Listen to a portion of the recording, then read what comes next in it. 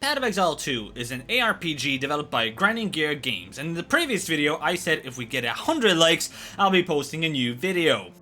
We got 500 likes! Thank you guys! This time around I want to create something unique, something not played, something out of the ordinary, something off meta. Last time around we played Ember Fuselade and we beat Arbiter, but it wasn't like a big grand old, beat down. It was alright. That was just about alright. But this time around, I think I cooked. So, if we get to 1,000 subscribers, we'll be pushing out another video. So let's get into this, shall we? Give yourself a fitting name. Get it? Mori Titan Tan. And just like before, the rope around your neck mysteriously breaks and you survive. You jump the wall and jump into the river to enter Reclast. You are washed up on the shore and there's a fucking police. I don't know if this is gonna come out through the mix. You are washed up on the shore, talk to the wounded man, KO the zombie, pick up your first abilities to fight the first mini-boss, which I don't know why, but felt a little bit better compared to the witch. Maybe I'm just hallucinating. Once done, you enter Clearfell. Meet the local characters that tell you what they need help with, and we'll be going over to the Mud Barrows first to fight the Devourer. Before that, always fight Beira first for the 10% cold resistance.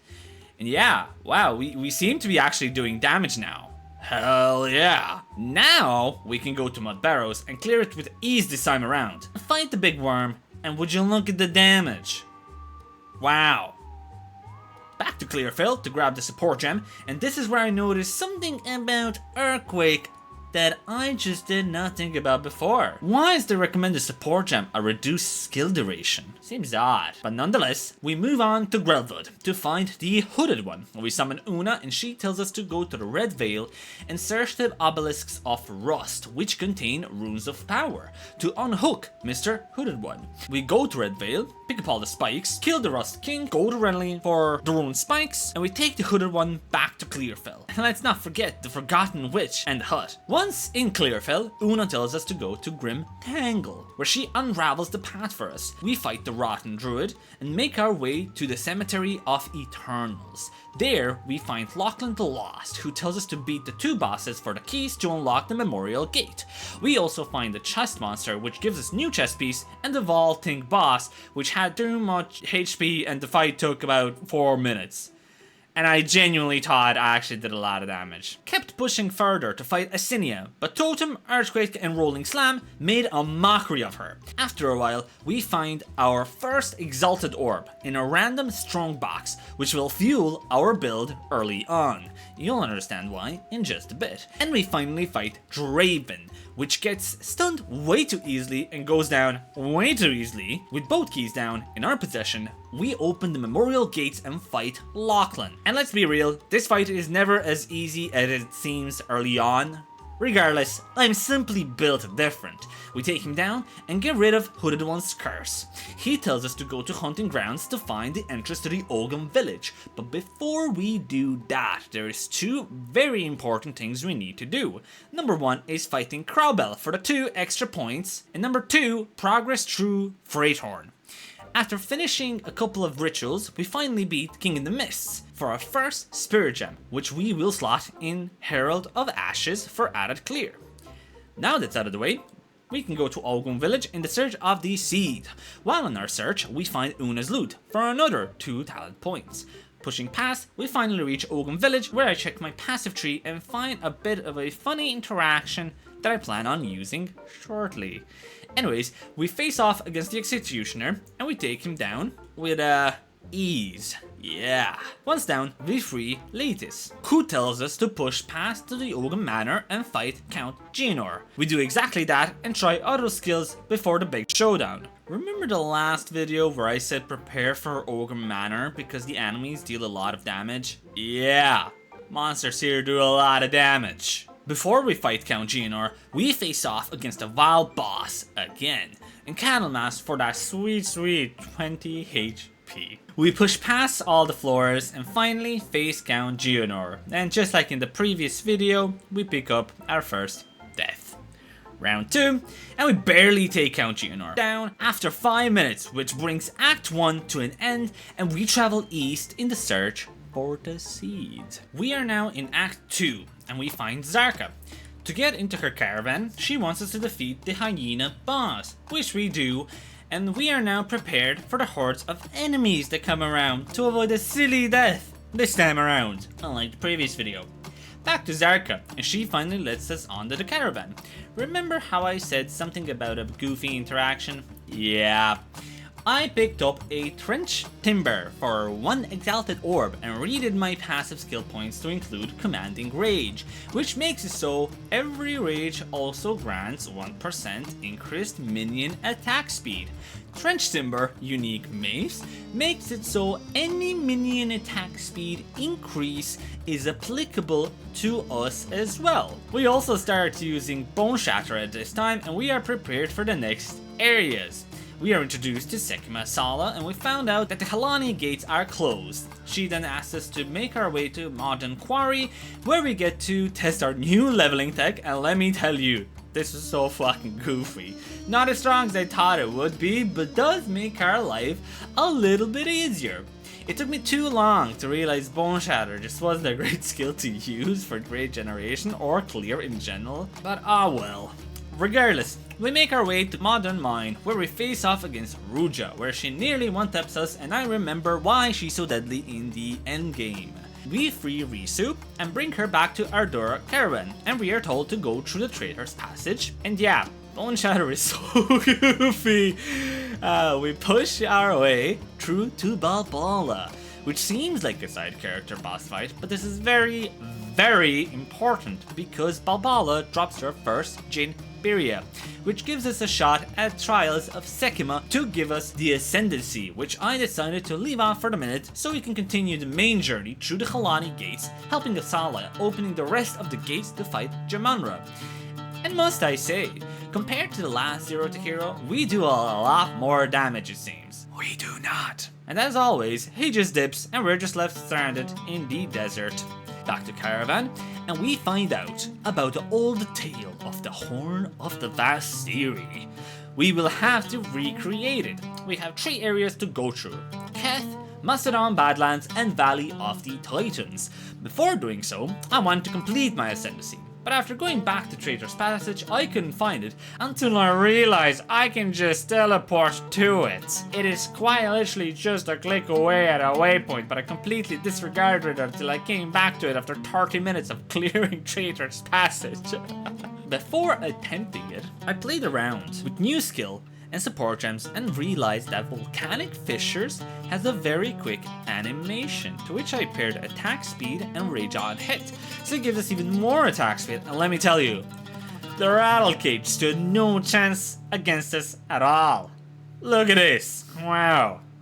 And he goes down with ease. As our name suggested early on, we select Titan and put the first 2 points into life for absolutely no reason because everything else is just kinda Back to Horn Recreation, we go to Macedon Badlands as our first stop.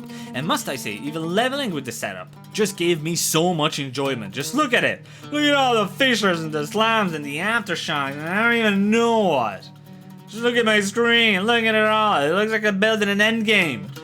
We also went to the Lightless Passage once again to meet our lurker friend, and we will not go back to him ever again. We venture further until we find the Bone Pits, where we find Ekbab and Iktab for the Mastodon Tusks. 1 down, 2 to go. Next is Keth, and we push through to find the entrance to the Lost City very quick, and pushing further until we find the Heart of Keth, which is guarded by Azarian. He deals a lot of damage to us, but we do more, and we take him down. The Water Goddess wants us to put her to rest, and after doing so, we receive the Essence of Water, another piece for the Horn of Vastiri. Last stop is the Valley of the Titans, where we finally find use for the 2 relics, and we choose 30% increased charm charges gained, as if it matters at all, to be honest. Anyways, we activate all relics to find the entrance to the Titan Grotto, which as usual we clear with ease to find Zalmarath. And I think it was at this point where I realized, okay, yeah, I don't think I do as much damage as I thought. I would be doing. I am tickling him. We're tickling him for a solid 2 minutes, until he went down, which made me rethink the entire build up until this point. And I also kept running out of mana as well, which did not make it any easier, especially in boss fights.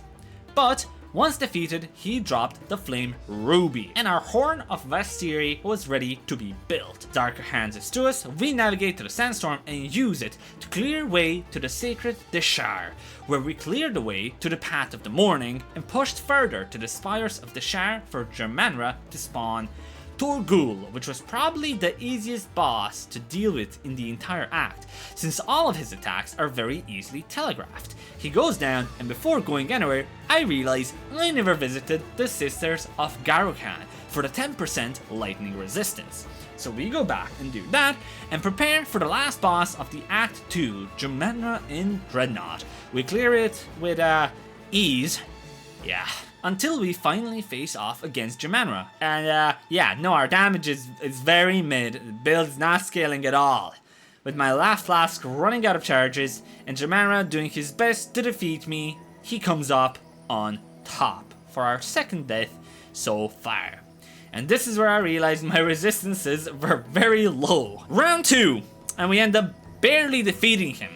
With him down, we go back to our Dura Caravan, talk to the Hooded One, where he once again reveals that he is in fact a god called Sin, the thief of virtue, and he was the one who created the beast. And we convince Asala to give us a lift to Sandswept Marsh, the edge of the desert, which marks the beginning of Act 3. Finally, in Act 3, we go through Sandswept Marsh until we find a shelter in Ziggurat Encampment. Here we meet Alva, Oswald and the gang. To Jungle Ruins we go to face off against the monkey, where he hits us a couple of times, but I start contemplating my build.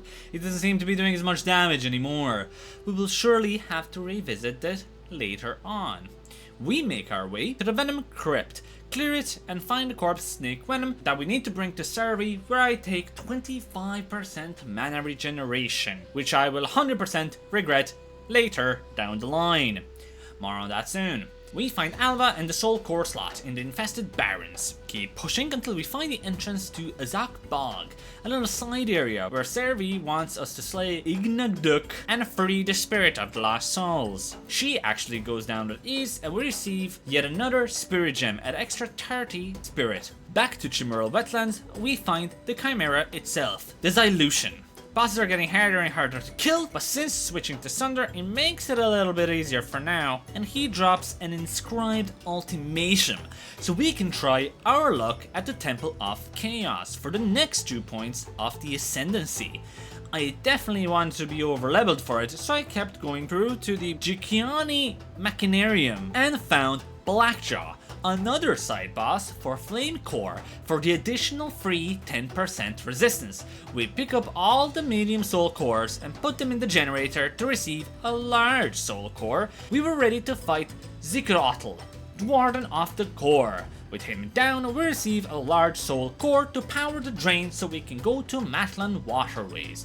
There, we fought through the hordes of enemies until we drained all of the water around Ziggurat Encampment, which is funny because when you click on the canal lever, the map doesn't actually show the animation like it used to in the previous patches.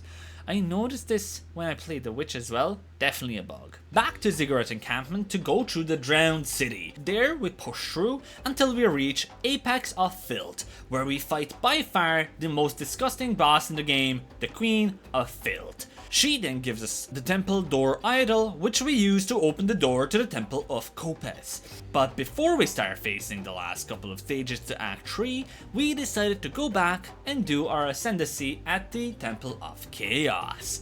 I used most recent Spirit Gem to use Time of Need, a spirit skill which clears any curses or ailment and provides a nice heal every so often. I have a couple of near deaths which shake me to my core and make me realize I need to be very careful if I want to beat the boss Uxmal. We maneuver around him and finish our trial to receive the next 2 points, and we reset the previous points, putting them all into the middle slot into Hulking Form, which gives us 50% increased effect of small passive skill points.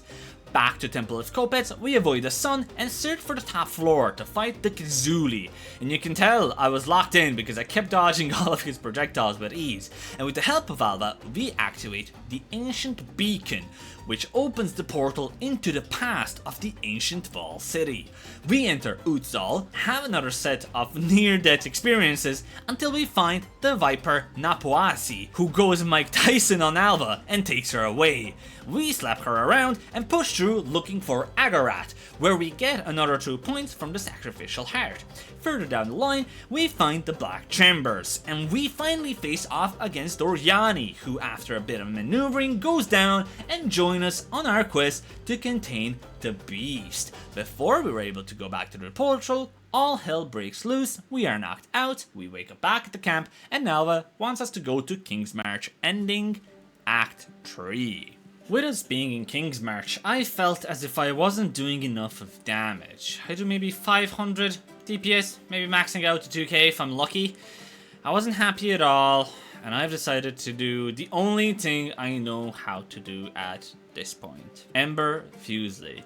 Yes, okay, yeah, I know, hear me out. I made it happen with the Witch and it was smooth sailing in terms of leveling, it was nice to play, and with the hulking form or reduced all skill duration, my time of need is now at 0.58 seconds, providing so much health regen, which will help me survive longer, and Ember Fuselight is kinda easy to scale early on. So we spent about 10 exalted orbs on gear, reused some like wand, and made a complete switch to Ember Fuselight. Back to the acts, and in King's March we are visiting all the islands to recreate the weapon of some sort. I wasn't really paying attention. We first go to the Shrike Island. Also, it doesn't really matter which you go to first. It's all self-serve, go to whichever one you like at first. But for us, that will be Shrike Island. Fight the big bird, and we save Matiki. Next is Kedge Bay, where we find Freya Heartling held hostage. We fight through the island to find her son, Captain Heartland, and defeat him for the Verisium, which we take to Danning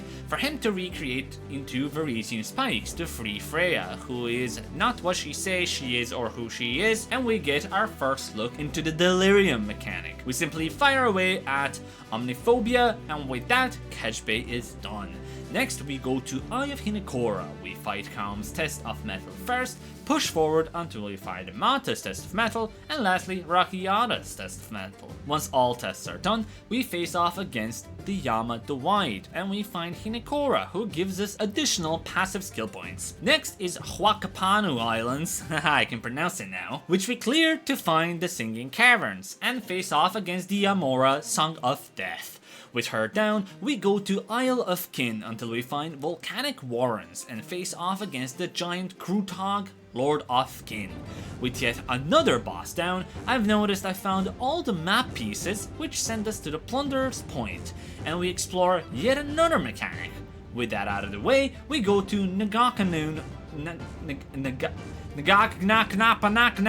Island, which sends us back to Huacapanu Island because we missed a single side quest boss. Great White One, we fire away and grab his fin to bring back to Kaimana at Nagakakpaknakanu. And with the last island for us to explore being the prisons, there we find another one of those relic-like choices to make, and this time I made the right choice and I just stuck with the life recovery from flasks.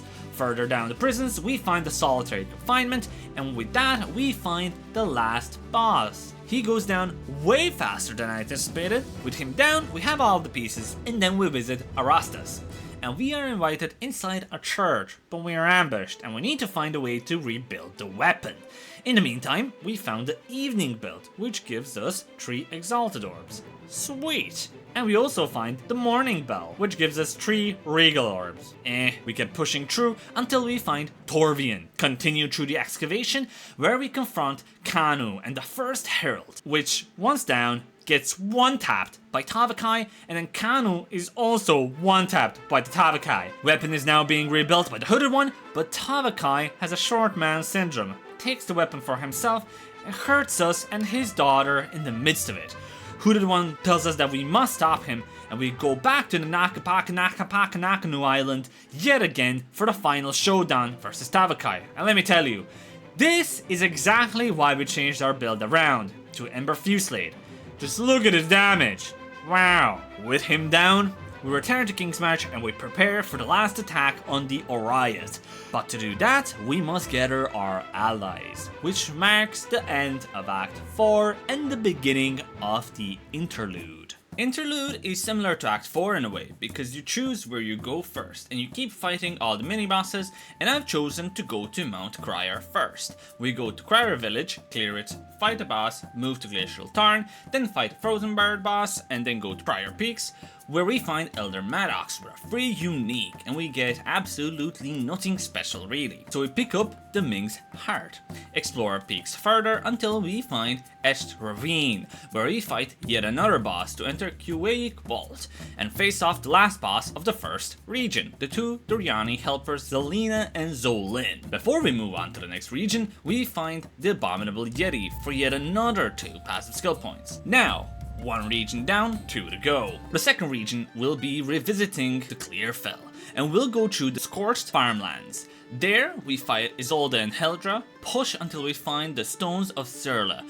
There, we activate all the megaliths to fight Sayora, Blade of the Mists, which gives us Fey Spirits, who will be able to guide us through the darkness in Blackwood, which we clear out until we find Holton and the Holton Estate. But before we reach the final bosses in Holton Estate, we defeat the Warden for yet another 2 passive skill points, and now we're ready to face off against the dancing pair, Thane and Elswit. And with them down, there is only one last interlude chapter to complete, and this is the Bazaar. First, we decided to fight off the Scorpion and the Sandsworm. They go down as expected, and we push for the Selkari Sanctuary, where we defeat Elzarak the Cobra Lord. After that, it's time to go to Galai Gates, where we fight yet another mini-boss, Vornas, so we were able to enter Kima, where we explore it a bit until Jado opens up the way for us to enter Kima Reservoir to battle the last obstacle before the endgame, Asmadi the Fire Doom Prince. The most he does is break my energy shield, and with him down,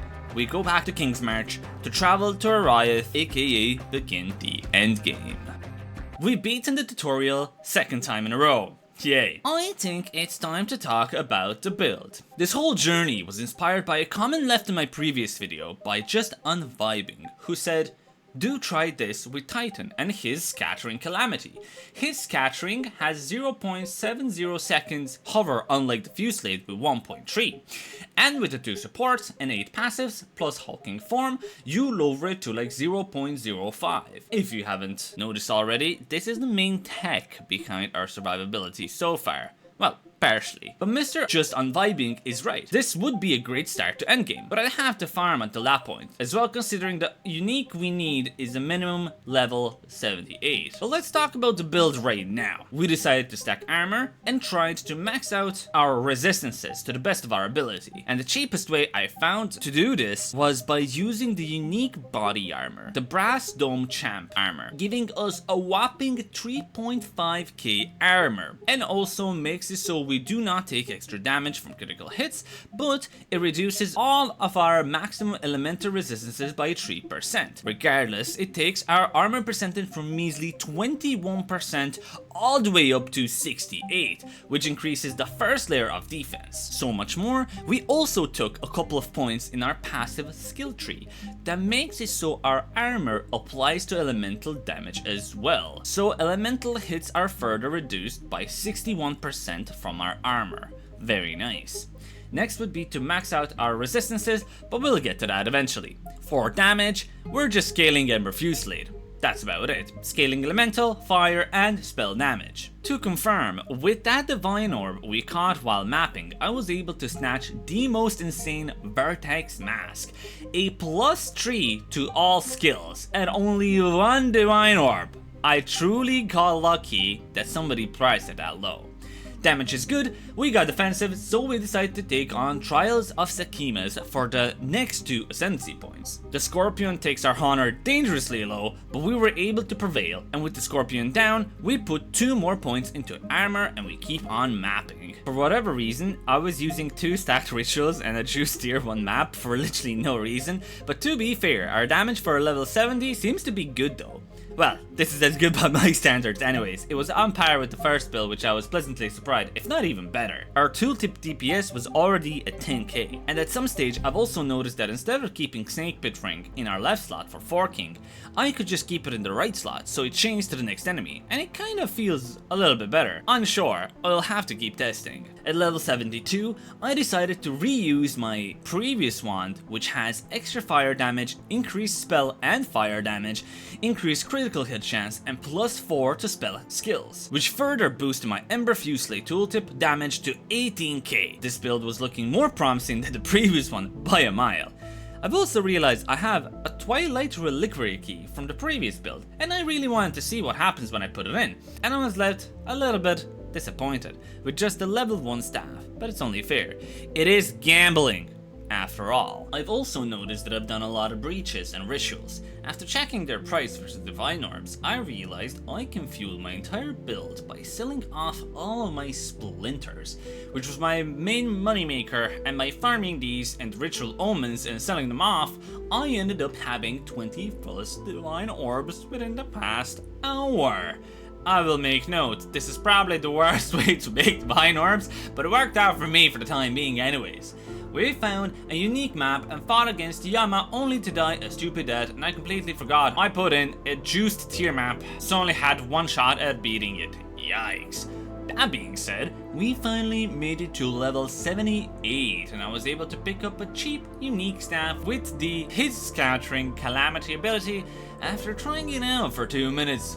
With little changes to my build tree, I was left amazed. It feels good. Obviously, I would need to do some changes to my passive tree to make it scale, but it looks to be fine, to be honest.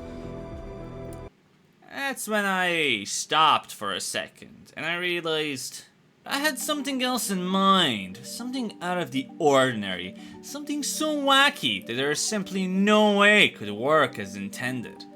Because it shouldn't. Not in my head anyways. But I wanted to try it.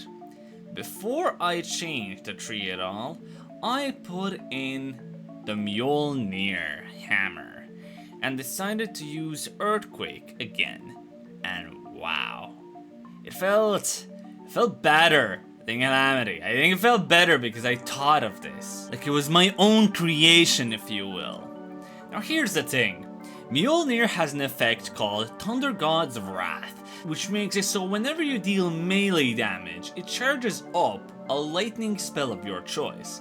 I first put in Arc, given it does the most damage. Then I remember Arc to do double damage needs a lightning infusion. So I instantly left the mat, putting the Orb Storm in it as well, given that we have 92% reduced skill duration, making it so Orb of Storm vanishes straight away after its cast, leaving the lightning infusion for Arc to use it to deal double damage.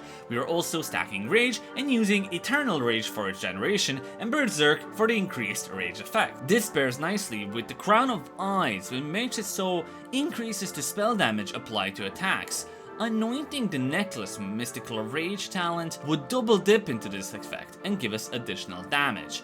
I've paired this with the Sacred Flame Shrine Scepter for additional 47% extra fire damage, which I got for 1 Divine Orb. To confirm, this was the initial build, but I did not have any idea it would work out this well. My Earthquake tooltip was already near 10k, but my Arc was also doing a lot of damage as well, which was not included in the tooltip at all. And this is the build that I decided to take on the endgame with. Whatever happens going forward, I will not under any circumstance go back to Ember Fusilier. At some stage as well, we added in Hammer of the Gods for bosses and those pesky rares. Like, look at this damage! I decided to trade in my second Rakiata's Flow from the previous build for 195 divines, making it so we have around 160 divine orbs in total in my possession. With this, we found the cheapest Palm of the Dreamer with additional 12% reduced skill effect duration, which I picked up for 75 divine orbs, and we also picked up Undying Hate Jewel with the Amunamu tag fuck, I can't speak, for about 40 divine orbs at the time of recording. Why the specific Amanamu tag? Because when taking damage from hits, 20% of life loss is prevented, then 150% of life loss prevented this way is lost over 4 seconds, due to reduced skill effect duration being effectively over 100% with hulking form and the reduced skill duration skill points and the palm of the Dreamer Scepter. Our time of need is regenerating 668 life and removes curses and elemental ailments every 0.0 seconds, effectively giving us 9500 life every second. With this, I can face tank anything and survive and never worry about any damage. I should be fine with fucking whatever hits me, right? I decided to put that to the test, and yeah, this happened. Regardless, I decided to put this up against the final Ascendancy, the mighty Zarok.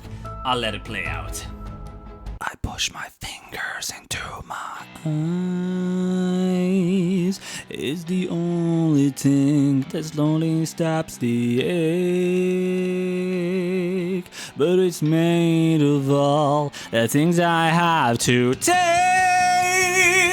Jesus, it never ends.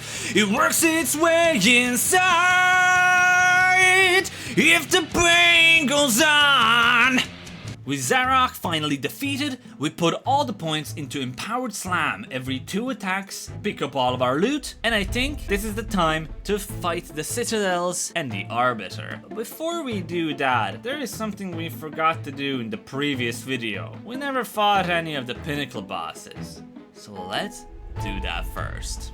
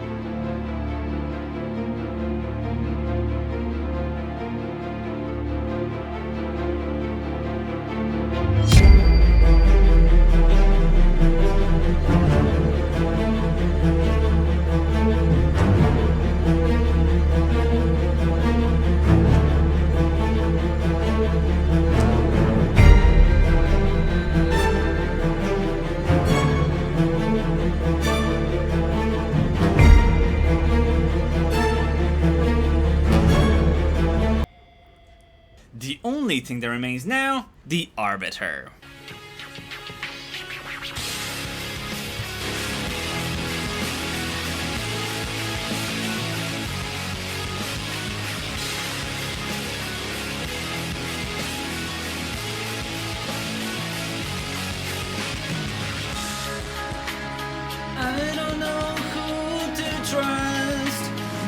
surprise. Feel so far away from me. Heavy thoughts sift through dust and the lies. Trying not to think, but I'm so tired of this deceit. Every time I try to make myself get back up on my feet, all I ever think about is this. All the time between and how. Take everything from the inside and throw it all away. 'Cause I swear for the last time I won't trust myself with you. There you have it. With 35 hours on this character and 52 deaths, we are now finally able to complete bare bones of the end game. I truly hope you enjoyed this video, and I'll leave you with a little blooper.